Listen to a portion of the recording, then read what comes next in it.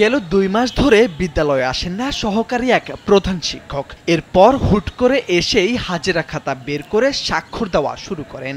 মাত্র কয়েক মিনিটের ব্যবধানে ২ মাসের হাজিরা দিয়ে তড়িঘড়ি করে বিদ্যালয় ত্যাগ করেন।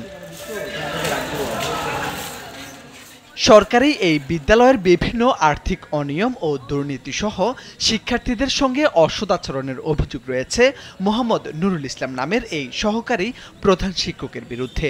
এসব অভিযোগে গেল ১৮ সেপ্টেম্বর দুর্নীতি ও অনিয়মের শাস্তি এবং অন্যত্র বদলির দাবিতে বিক্ষোভ মিছিল করেছিল বিদ্যালয়ের সাধারণ শিক্ষার্থীরা।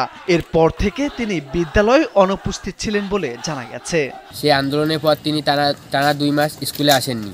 হঠাৎ করে ১৭ নভেম্বর তিনি ৫-১০ মিনিটের জন্য স্কুলে এসেছিলেন, এসে ২ মাসের সিগনেচার করে চলে গেছিলেন। পঞ্চগড়ের দেবীগঞ্জের নৃপেন্দ্র নারায়ণ সরকারি উচ্চ বিদ্যালয়ের সহকারী প্রধান শিক্ষক নুরুল ইসলামের বিরুদ্ধে এসব অভিযোগ উঠেছে। রবিবার দুপুরে সরজমিনে গিয়ে একদিনে হাজিরা খাতায় ২ মাসের স্বাক্ষর করার প্রমাণ পাওয়া যায়।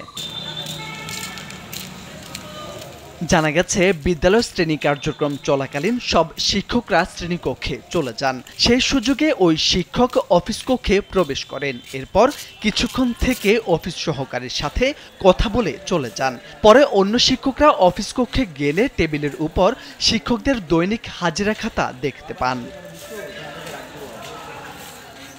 হাজিরা খাতা খুলে দেখেন গেল ১৮ সেপ্টেম্বর থেকে ১৬ নভেম্বর পর্যন্ত স্বাক্ষর করেছেন তিনি। এছাড়াও ১৭ তারিখ বিদ্যালয়ে এসে ১৮ নভেম্বর অগ্রিম স্বাক্ষর করে যান নুরুল ইসলাম। এ সময় জানতে চাইলে শিক্ষক ও শিক্ষার্থীরাও জানান তার এসব অনিয়মের কথা।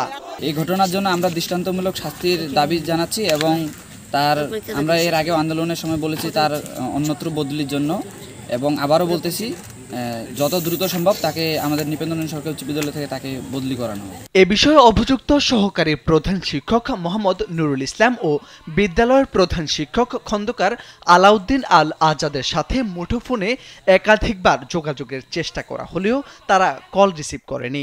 আর মাধ্যমিক ও উচ্চ মাধ্যমিক অধিদপ্তর রংপুর অঞ্চলের উপপরিচালক আব্দুর রশিদ জানান, তদন্ত করে সত্যতা পেলে ডিপার্টমেন্টকে জানিয়ে প্রয়োজনীয় ব্যবস্থা নেবেন। দেখছি যদি তাই হয় আমরা ডিপার্টমেন্টকে জানাবো, প্রয়োজনীয় ব্যবস্থা নেব আমরা ইনশাআল্লাহ।